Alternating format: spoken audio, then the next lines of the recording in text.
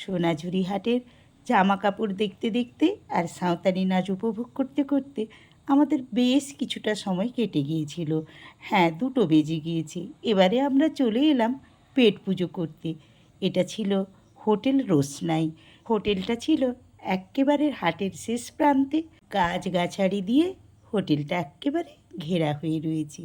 প্রকৃতির সৌন্দর্য চারিদিক দিয়ে যেন হোটেলটির সৌন্দর্যটাকে দ্বিগুণ বাড়িয়ে দিয়েছে। তো তোমরা দেখতেই পাচ্ছ চারিদিকে শান্তিনিকেতনের একটা ছায়া পড়ে রয়েছে, গামছা দিয়ে পর্দা করা রয়েছে।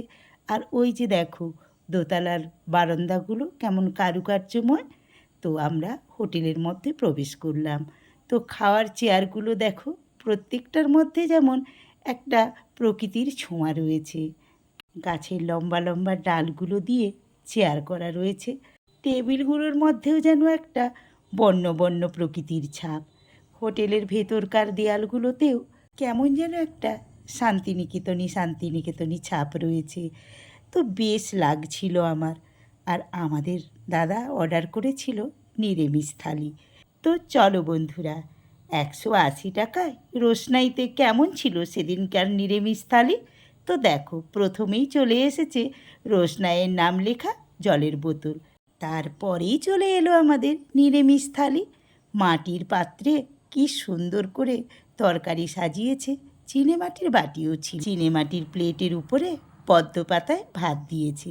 এবার দেখে নেব কি আছে এই নিরামিষ থালিতে। সাদা ভাতের উপরে গাওয়া ঘি, তার সাথে ছিল শাকের ভাজা, লেবু, বেগুনি, আর ছিল সাদা আলুর পোস্ত। আর ওই যে দেখো সাদা শুক্তো আর মুগের ডাল। পাশে ছিল আমের চাটনি, পাঁপড়, আর ছিল দই। যারা না দই খাচ্ছে তাদেরকে 2টো করে রসগোল্লা দিয়ে যাচ্ছে। এই ছিল সেদিনকার আমাদের রোশনাইয়ের নিরামিষ থালি। তো বন্ধুরা, আমি ঘাটাল থেকে হাসি খুশি মিঠুদি। আজকের এই রোশনাইয়ের খাওয়ারের ভিডিওটা তোমাদের কেমন লাগলো অবশ্যই কমেন্ট করে জানাবে। আর নতুন বন্ধুরা আমার চ্যানেলটিকে সাবস্ক্রাইব করে দিও। চলো নাচ দেখতে দেখতে আজকের ভিডিওটা এখানেই শেষ করা যাক।